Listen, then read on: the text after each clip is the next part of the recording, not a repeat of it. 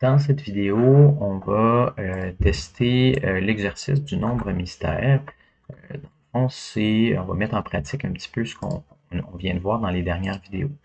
On va demander un nombre aléatoire au système, puis on va demander à l'utilisateur de deviner le nombre. L'utilisateur va avoir 5 chances pour deviner le nombre, puis si la réponse est plus basse, donc si si on a choisi un nombre 6, la personne a mis 4, ben on va lui dire, ah, tu as encore une chance, mais le nombre est plus haut. Si au contraire, le chiffre c'est 6 puis elle a mis 8, ben, il faut lui dire, ah, t'es trop haut, le chiffre que tu veux est plus bas. Puis si la personne n'a pas mis de réponse, ben, on repose la question. Donc, il y a plusieurs choses qu'on peut faire là-dedans. Donc, première des choses, avant de commencer à programmer comme ça, moi, si j'étais vous, je commencerais par me mettre des commentaires on va planifier un peu notre code avant de se mettre à programmer. J'arrive dans mon code, puis je vais me faire des commentaires. Je vais me dire, OK, premièrement, j'ai besoin de générer un nombre aléatoire. OK. Puis, ensuite, on va aussi demander un nombre à l'utilisateur. On va générer un nombre, puis après ça, on va le demander. On va se dire entre 1 et 10. Entre 1 et 10 aussi, on va poser la même affaire. Puis là, on va l'utiliser en pseudocode, ça veut dire on va utiliser des mots-clés importants. Ça veut dire tant que. OK. On va mettre une condition. Là, vous allez voir, tant que, on va le convertir en while après. Donc, tant que...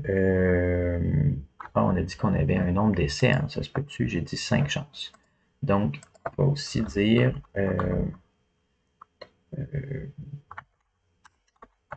initialiser une variable n qui est égale à 5. OK. Donc, le début de notre code, ça va être ça ici. Puis tant que n chance est plus grand que 0, donc tant que on a encore des chances, et que le chiffre n'est pas le bon, donc la réponse n'est pas bonne, nombre aléatoire est différent, donc le pas égal, à la réponse de l'utilisateur, la réponse, ben, on va mettre 4 petites barres pour que ça se décale un peu. Reposer la question, puis si c'est plus grand ou plus petit, on informe l'utilisateur. Donc ça, vous pouvez mettre ça dans vos mots. L'idée, c'est que vous mettiez des commentaires pour que ça soit clair. C'est quoi les étapes? Puis, on diminue le nombre de chances. Diminue le de chances. Tant que ça, c'est vrai, ben, on va reposer la question. Si c'est un chiffre plus grand ou plus petit, ben, on va l'informer. Puis, on diminue le nombre de chances. Puis, souvent, moi, ce que je vais faire, c'est je vais juste dire fin du temps que. Donc, c'est juste pour fermer le bloc, là. Ça permet de dire, bon, ben, ce bloc-là, on va l'utiliser. Puis, après, ben, on va, à la fin, si chance égale 0, alerte, message de défaite.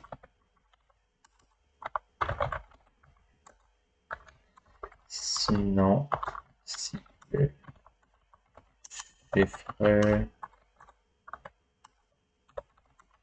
est trouvé, ben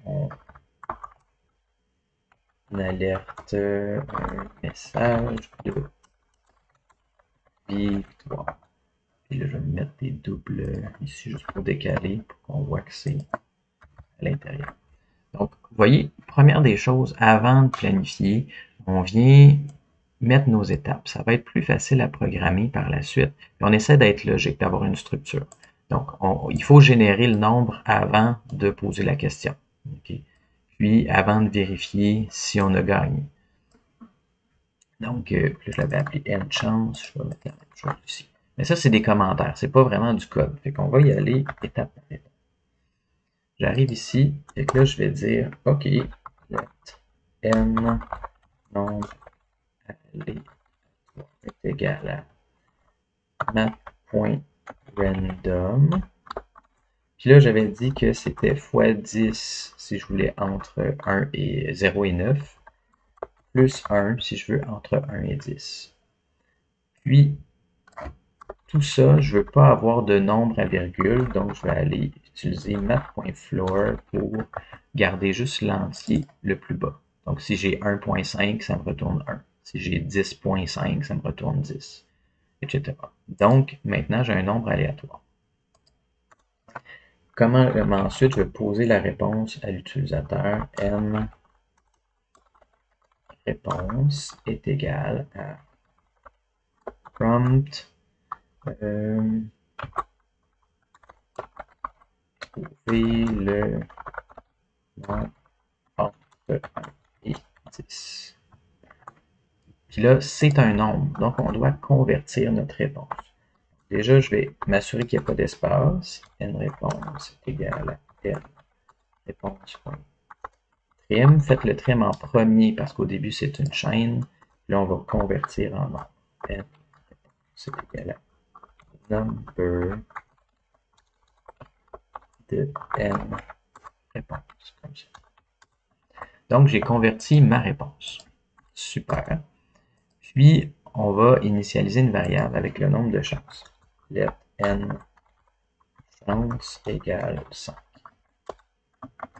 Déjà, juste ça, je vais tester. Ce que je vais faire, je vais mettre mon debugger 30 secondes ici. Ça va arrêter, puis je vais avoir toutes mes variables qui vont être définies. Je reviens ici. Puis là, je vais trouver le chiffre entre 1 et 10. Je mets 5. Voilà. Donc là, vous voyez, ça s'arrête ici. J'ai mon nombre aléatoire qui serait 7, ma réponse qui est 5 et mon nombre de chances qui est 5. OK, ce bout-là, ça fonctionne. Donc, testez au fur et à mesure votre code. Et là, j'ai besoin d'un temps que. Temps que, c'est quoi? Ça veut dire while. Donc, while, parenthèse accolade. Puis ce qui est à l'intérieur, on va l'envoyer ici. Ça. Puis, je vais mettre ma condition. Tant que mon nombre de chances est plus grand que 0, que 1, en fait, j'aimerais qu'il me reste plus grand que 1. Et que mon n nombre aléatoire n'est pas pareil à n réponse, on va reposer la question. Donc, on va prendre tout ça, mais sans déclarer une nouvelle variable. Comme ça, ici. Et par exemple, je vais reposer ma question. Puis, en fait, je vais devoir lui indiquer avant de poser la question si c'est plus grand ou plus petit. On va juste commencer par poser la question, on va tester ça. Donc, si je mets 4, 5, comme ça, j'ai pas mis mon debugger. Je m'attendais à ce que ça marche, évidemment. Que tu n'as pas de debugger, on va pas de debugger. Comme ça. Donc là, mon nombre est 1. Ma réponse que j'ai mis, c'est 5. Je continue. Est-ce que c'est vrai que mon nombre de chances est plus grand que 1? Oui. Est-ce que mon nombre aléatoire est différent de 5? Oui. Je continue. Je vais rentrer à l'intérieur. Je pose ma question. Mon nombre aléatoire reste le même. Donc, je ne vais pas rechanger mon nombre aléatoire, sinon ça va être un peu difficile comme jeu. Mon nombre aléatoire, c'était 1. Si je mets 3. 3. Je nettoie c'est une réponse. Puis là, mon nombre de chances n'a pas changé. Ça veut dire qu'il faudrait que je diminue mon nombre de chances, mais j'ai toujours pas la bonne réponse, donc je vais rester dans ma boucle, comme ça, à l'infini. Je vais aller dans mon code, je vais diminuer le nombre de chances. N chance est égal à N chance moins 1, comme ça. Puis, on va informer à notre utilisateur. Donc, ici, on va utiliser des opérateurs de comparaison. Si la réponse est plus grande que le nombre aléatoire, on va dire alerte, le nombre est plus petit. Else, ben, je vais mettre que si ça veut dire qu'il serait plus grand, est plus grand. Puis ensuite, je vais dire à l'utilisateur ben, de poser la question. 5. Hop. Alors, mon nombre à trouver, c'est 1. Ma réponse, c'est 5. Je continue. Ici. Donc, c'est vrai que c'est pas pareil. Est-ce que ma réponse est plus grande que le nombre? Oui. Donc, je vais aller ici. On va avoir un alerte. Le nombre à trouver est plus petit. Là, je vais reposer une question. Donc là, j'avais mis 5. Ok, ben, je vais mettre 2. On nettoie. On diminue le nombre de chances. Maintenant, j'ai 4 chances. Puis, mon nombre aléatoire est plus grand que... c'est pas pareil. Excusez. Est-ce que c'est vrai que c'est plus grand? Oui. Le nombre à trouver est plus petit. Ah, ben là, je suis capable de le deviner. Ça serait 1. Je continue. Je diminue mes chances. Est-ce que c'est vrai que il me reste des chances? Oui. Puis j'ai de la bonne réponse. Fait que là, je pourrais afficher mon message de victoire. Donc, je m'en vais à la fin.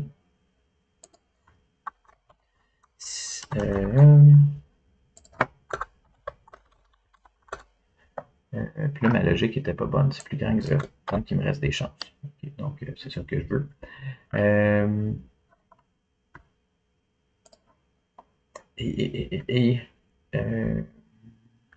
Donc, n chance égale à 0. Et alerte.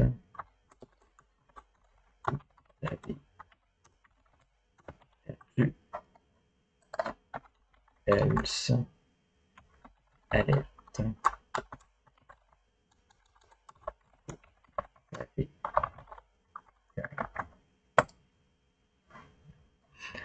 alors, fait que là, c'est correct, ça c'est fait. Ça, je laisse mettre en rouge pour que ça soit plus clair. Donc maintenant, je vais enlever mon debugger, on va tester le jeu correctement, puis je vais arrêter la vidéo par la suite. Donc, on teste. Donc, je vais dire 7. Le nombre à trouver est plus petit. OK, donc ça devrait être 3. Ah, le nombre à trouver est plus grand. OK, je vais mettre 4. Vous avez gagné. Super. Si je recommence, je mets 1. J'ai gagné. J'ai été chanceux. Encore. OK, le nombre à trouver est plus grand. OK, j'ai gagné. J'aimerais ça peut-être avoir... je vais faire un console.log pour m'aider. Nombre aléatoire, j'aimerais ça perdre en fait, c'est ce qui m'intéresse. Je vais me mettre dans ma console. C'est 2 mon chiffre. Donc je vais mettre 1. C'est pas bon. Je vais mettre 7. Je vais mettre 6. 5. 8. 4. Et là, j'ai fait mes 5 chances. J'ai perdu. Et mon jeu s'arrête. Donc, c'est un petit mini-jeu qui est simple, mais qui va vous permettre de travailler les structures itératives, le while, puis les doubles conditions, donc avec un opérateur logique, et des structures conditionnelles, if, else, à l'intérieur de ça. Voilà.